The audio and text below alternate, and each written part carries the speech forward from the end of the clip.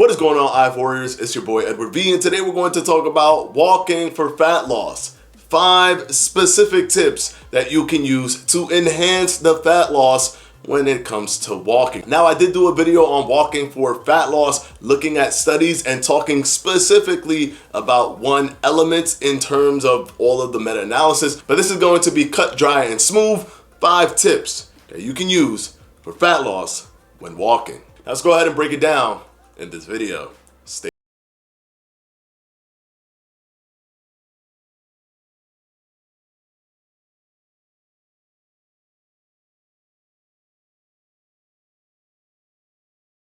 Before we start, this video is brought to you by yours truly, Fledge Fitness and the Fledge Fitness Jump Rope. You can click on the top right hand corner of this video or down in the description box below. And with an ergonomic design, aluminum handle, and swivel design, you can't go wrong with the Fledge Fitness Jump Rope. And of course, as always, guys, thank you so much for your support. Now let's go ahead and jump right into the video. We're gonna jump straight into this and start knocking them down. The first tip is going to come from the culmination of my last video on this subject, and it is basically ensuring that you have your glycogen depleted by the time you start your walk. Now, it's not unknown that 30 minutes is the grace period in terms of adherence and seeing success with your walking. However, if you have glycogen stored in your body, it takes about 30 minutes of fitness or of being in a aerobic exercise for you to deplete those glycogen stores. And even if somebody says, hey, but he's in an aerobic workout, it takes body fat.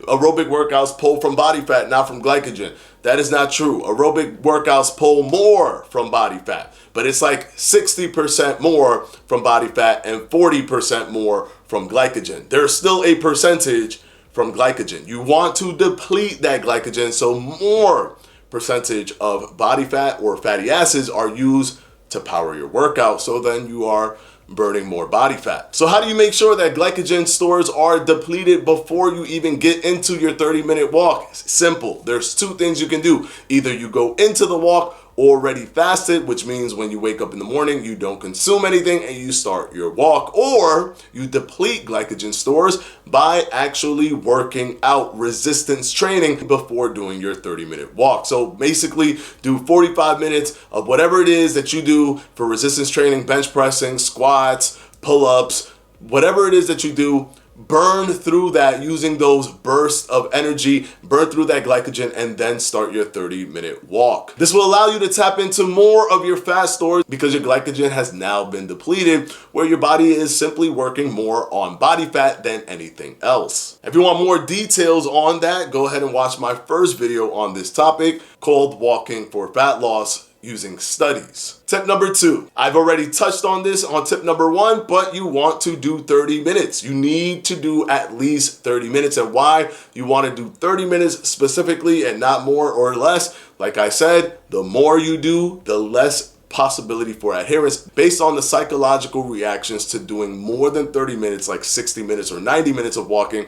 And you don't get much out of it if you do too little. So if you just do 10 minutes of walking or 20 minutes of walking, you're not going to get much out of it. Now, this doesn't mean not to walk incidentally, which means just creating moments of walking where normally you would not have walked, like taking the steps versus taking the elevator. You take the steps, you create incidental walking. You take the elevator, you do not create incidental walking. That's basically the gist of incidental walking. So go ahead and add that. But when you do your actual physical workout, your aerobic walking workout, make sure you get at least 30 minutes.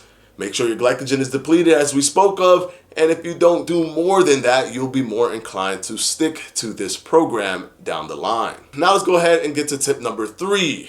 Walk at a brisk pace or above. You want to increase the speed in which you're walking, because if you don't do that, what ends up happening is you're getting the same amount of time for walking, but you're not going as far. And the farther you go with the same amount of 30-minute time, the more calories you burn. Fat loss still requires that calorie burn. And the more intense your exercise is, even walking, the faster you're actually walking, the more intense your afterburn effect, the EPOC effect, the post-exercise energy expenditure would be after you're done with your 30 minutes. And sometimes if you can get a good enough intensity in there, you can do up to 38 hours of continuous additional energy burning simply from the fact that you did an intense workout or you did 30 minutes walking at a brisk or above pace. So don't sell yourself short.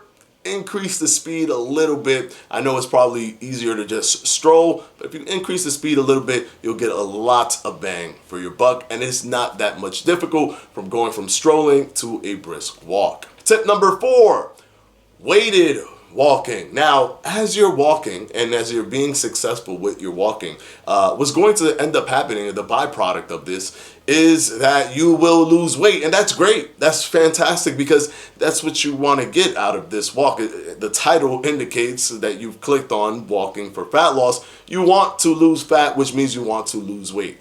But when you start to lose weight, your metabolic rate will also start to go down as your weight goes down. And one of the factors is that weight reduction. Your body no longer has to carry this person that was 180. Your body is now carrying a person that is 160 or 170. Because that has been taken off of the table, your body doesn't need to burn as much energy. Don't let your body off the hook that easy. If you've lost 10 pounds, put on 10 pounds of weight. You could do a weighted vest, or you could do 5 pounds in each hand and go for your walk. Whichever way you want to do it, you can distribute the weight as best as you can, as comfortable as you can.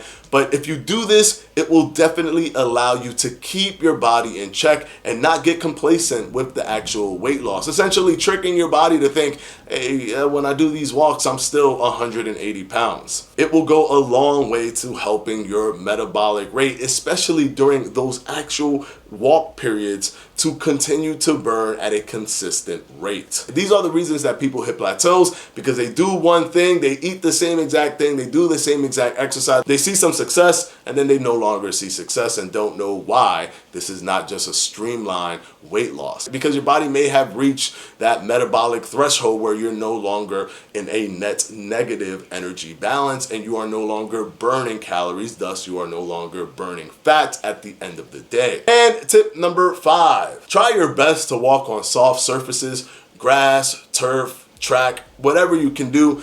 If you can't do it, it's fine. This is more like an added bonus kind of thing, but it definitely helps you do your walks faster, much more comfortably. There is a 2% negligible injury risk when you walk, where you can get injured because of the walk. But if you walk on soft surfaces, you reduce even that number to a lower number, because the soft surfaces definitely help all of your joints take that small little impact of walking and not be too taxing. This is something important for people who are older or people who are kind of coming out of an injury, a recent injury, and are now starting to try to walk. Softer surfaces are easier and you can continue to walk on those more than harder surfaces. So I would recommend doing soft surfaces. Go to a park or go to a track, whatever's easier for you. Hopefully these 5 tips have helped you with walking for fat loss. I'm always trying to help everybody reach their fat loss goals. So if you haven't, hit that subscribe button, because we do this every week, every Wednesdays and every Sundays, right here on Fledge Fitness. Of course, as always, I want to thank my patrons from my Patreon, and I'm going to go ahead and